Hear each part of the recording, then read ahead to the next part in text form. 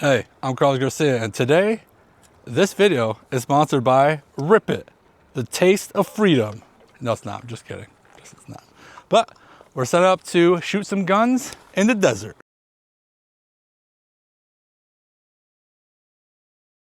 Hey, I'm Carlos Garcia, and today I'm with my buddy Bob. We served in the military together. We're both retired. He did 30 years because he's a maniac. I did 20 and I got out immediately. But today, ProCase, they sent us some earmuffs to review. And I was like, what a better chance than to review them when we go out to the desert in Arizona, very sunny Arizona. I dress poorly. It's very hot out here. But we're gonna shoot a couple guns today. Check out the Ear Pro. So this one is the extra large SNR 37 dB noise canceling headphone ear protection earmuffs for noise reduction. That, and the one that Bob is using that actually says ProCase on the side. These obviously come in a lot of different colors. That one is the noise reduction canceling earmuffs Hearing Protection ProCase 1. The links will be in the description. We'll talk about it after we shoot. Thanks ProCase for sending out me more stuff. They're the same company that sent me the humidor for review. So cool company. Today we're gonna shoot 4 rifles. Well, I guess the shotgun is that three rifles, 1 shotgun, 2 pistols. okay. There we go. They're just all long. Okay, so Bob is really more into the older style rifles and stuff like that, and I have a lot more modern stuff. So once I start shooting my stuff, you'll see a lot more modern stuff. But today we got some cool crap, okay? So the first one is A Glock 10mm long slide, model 40, I believe it is. Yep. Gen 4. Yes. Glock recently stopped producing these, so if you have a chance to get one, I recommend it. It should be really fun to shoot. 15 rounds of 10mm. It has a fair amount more power than a 9mm, obviously. Probably comparable to a 357 Magnum in power.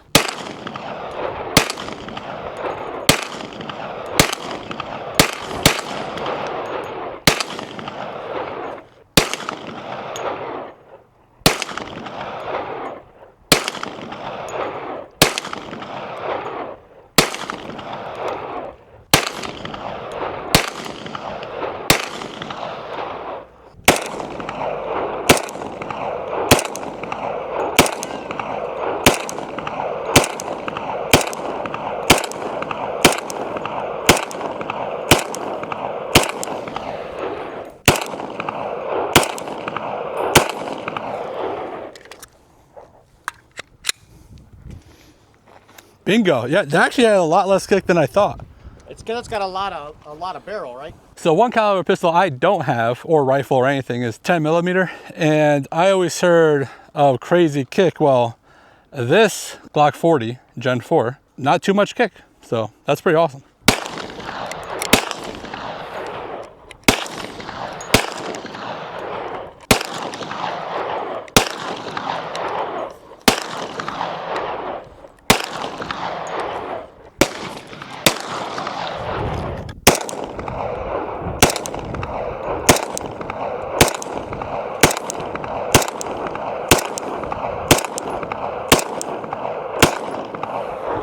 All right, second gun.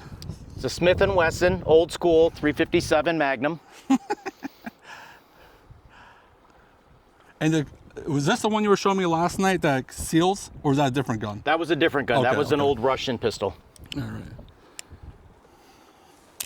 Now this, even though it's similar power to that 10, might have a little more kick just because Shorter barrel. it's not semi-auto to help absorb some of the kick, and that one had a little bit longer barrel and a whole slide action to help moderate the kick a little. And it has to do with the ammo pick. These are just standard full metal jacket rounds.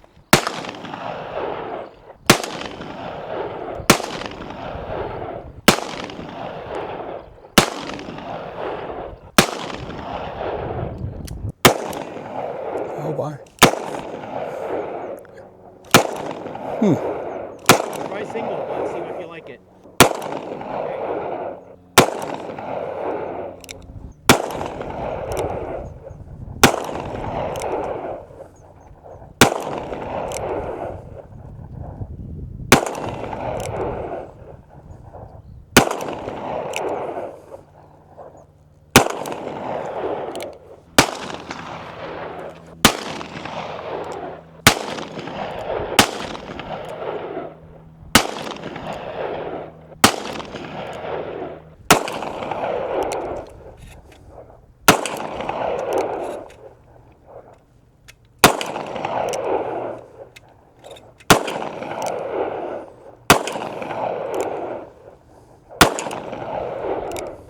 This is a Russian SVT-40, shoots the bigger 7.62 by 54 Russian ammunition. These were produced at the middle to later part of World War II. Americans were not the only ones that had a semi-auto military rifle in World War II. Russia did. It fires from a 10-round magazine. Again, 7.62 by 54R Russian caliber, comparable in power to a 308 or a 30-06. All right, here we have the Russian SVT-40, 7.62 by 54. Should produce a little more kick. And these are the type of rifles that Bob has. Wood grain. I collect a lot of World War I, World War II rifles.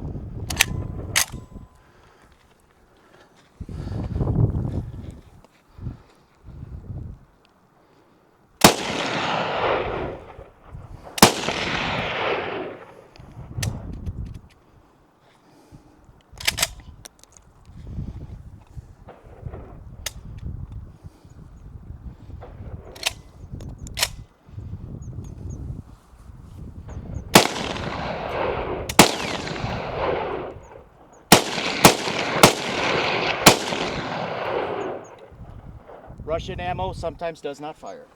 I was just gonna edit that out. Yep. But they got hit. I know, the firing pin, it did hit the firing pin. Oh, get on the camera. Upwards, could be 100-year-old Russian ammo.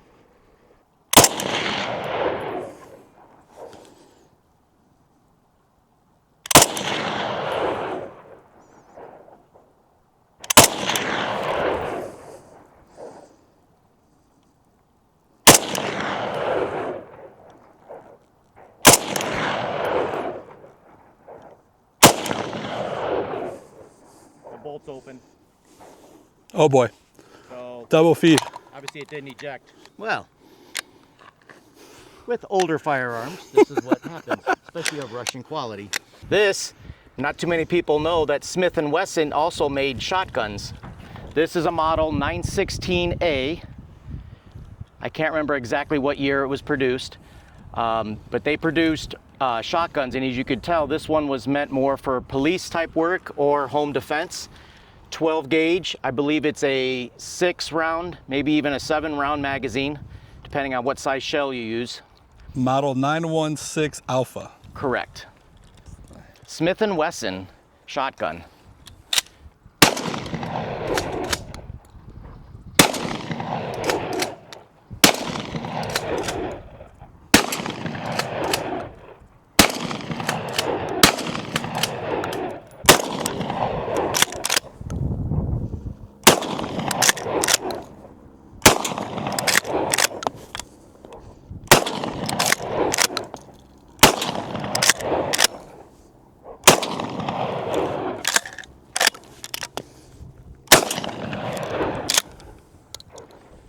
Yeah.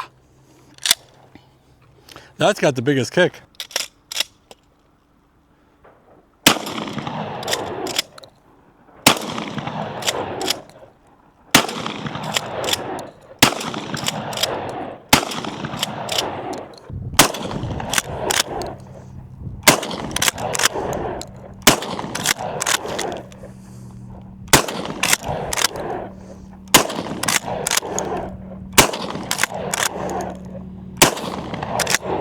This is a modern AR-15 that is set up to look like a first generation M16, like they would have used when the first ones they used in the Vietnam War. This one has a selector switch, not because it's full auto, but because it has a binary trigger. Binary trigger means it'll fire one shot on the pull and one shot on the let go. So it's like double the firepower of a standard semi-auto. Totally legal, at least in Arizona. And that is the old school flash hider. They also used to use that to cut wire with.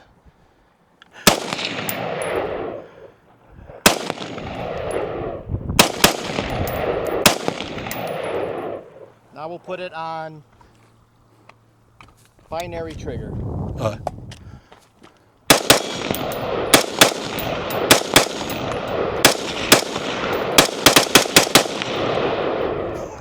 I was standing exactly where it was ejecting.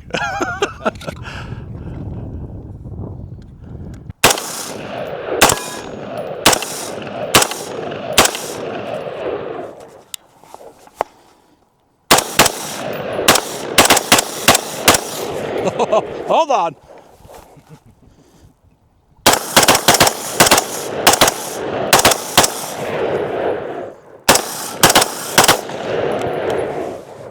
I'm not very accurate like that way. Most people are not. Here we have something similar. It is also a newer AR-15 set up to look like a M16A1, which anybody who was in the military in the 80s remembers, maybe even some of the 90s. This was your standard firearm, but these only came with 3-round burst. Again, this has a burst selector on it, but it's just because it has a binary trigger. I had these were made for me by a guy out of Sun City, Arizona. It is, name of his, KFR. I'm sure you could do a search on them. They're high quality, and hopefully we'll find that out today. So he even made the engraving look like a military issue firearm. So which one's this one now? This is the M16A1 clone. All right, get after it, buddy. We even have a old school aluminum magazine. It's even dated August of 1991.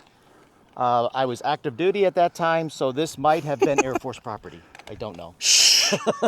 Shh. Don't tell the government. Right. Put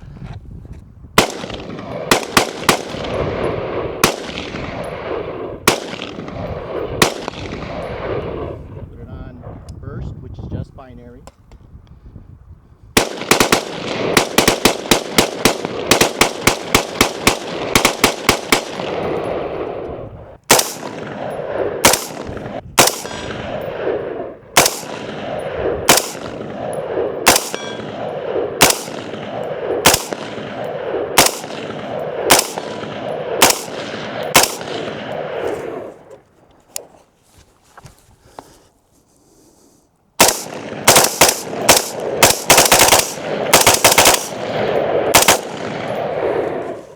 Don't take long when the burst does it. No. I was like, oh, no more? It's 30 rounds, yeah. Oh, you went full force, huh? Yeah.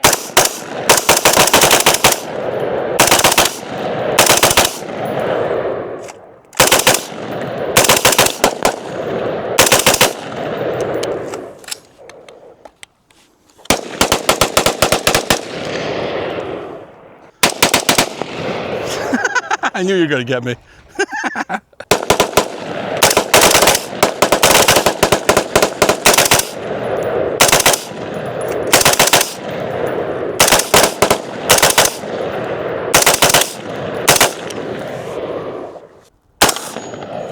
First shot, got it. Got first shot.